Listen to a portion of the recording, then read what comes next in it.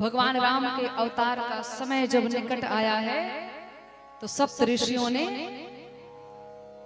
उसी पत्र पुटक में रखे भगवान शंकर के तेज को वायु देवता को प्रदान किया कि आपको इसे अंजना के गर्भ में स्थापित करना है।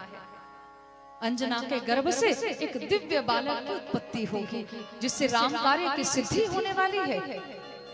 धरती पर कोई भी ऐसी स्त्री नहीं थी जो भगवान शंकर के उस दिव्य तेज को अपने गर्भ में धारण कर सके। भूमिका बनी पुंज का स्थला नाम की अप्सरा, अप्सरा है जिसने महर्षियों का अपमान किया और महर्षि का अपमान करने से श्राप लग गया कि जाओ तुम वानरी बन जाओ। क्षमा याचना की तो ऋषि ने ये वरदान दिया कि चलो तुम्हें ये वरदान दे रहा हूं कि तुम जब चाहो तो स्त्री का रूप धारण कर सकती हो, जब चाहो तो वानरी के रूप में आ जाओ। और वही गौतम ऋषि के पुत्री के रूप में अंजना मैया का प्राकट और अंजना मैया आई हैं जिनका विवाह वानर राज केसरी के साथ में संपन्न हुआ, जो वानरों में बहुत बलिष्ठ थे, परंतु ऋषियों का श्राप लग गया था कि आपके तेज से किसी पुत्र की उत्पत्ति नहीं होगी। वानर राज केसरी को एक दिन की बात है, अंजना मैया पर्वत पर बैठ करके तपस्या कर रही थी।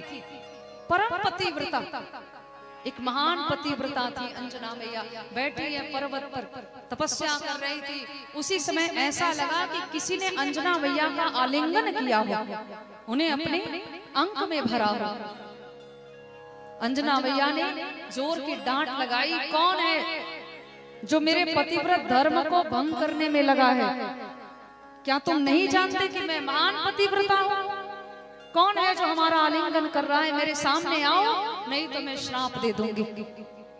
वायु देवता प्रकट हुए और कहा, देवी क्रोध नहीं कीजिए, क्रोध करने की आवश्यकता नहीं है।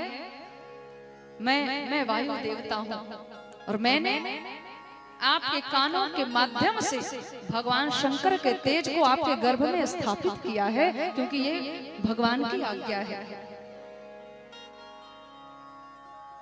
समय आने पर आपको एक बड़े ही बलिष्ठ पुत्र की प्राप्ति होगी जिससे राम कार्य की सिद्धि होने वाली है।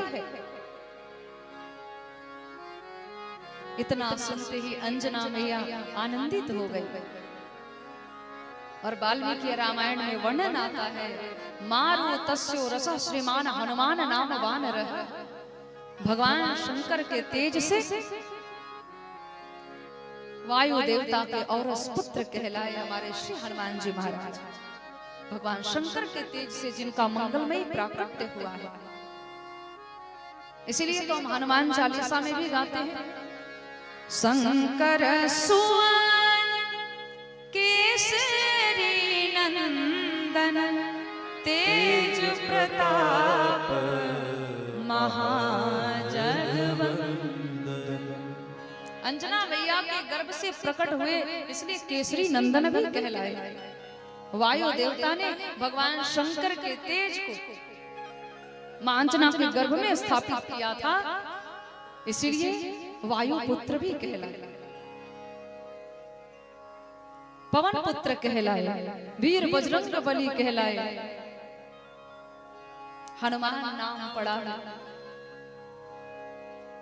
बाल्यकाल में जब भगवान सूर्य को ही फल समझ करके श्री हनुमान जी महाराज ने कहा, आज भी उस लीला को याद करके भगवान सूर्य भयभीत रहते हैं, डरते रहते हैं कि पता नहीं कब मूड बदल जाए हनुमान जी का और कब क्या कर ले। बाल्यकाल में ही भगवान सूर्य को ही फल समझ करके खा लिया था। पूरे संसार में अंधकार व्याप्त हो गया। भगवान इंद्र को बड़ा क्रोध आया, अपने वज्र से आकर के हनुमान जी की ठोड़ी पर यहीं पर प्रहार किया, परंतु इतने बलिष्ठ थे हनुमान जी कि प्रहार तो किया गया, बल्कि इंद्र भगवान का जो वज्र है वही टेढ़ा हो गया, उसके दांत खराब हो गए। ये हनुमान जी की महिमा है, उनकी बलिष्ठता है। नाम पड़ गया हनुमान। हनु कहते इस ठोड़ी को, हनुमान। तो ऐसे हमारे श्री हनुमान जी महाराज का प्राकट्य हुआ है राम कार्य की सिद्धि के लिए।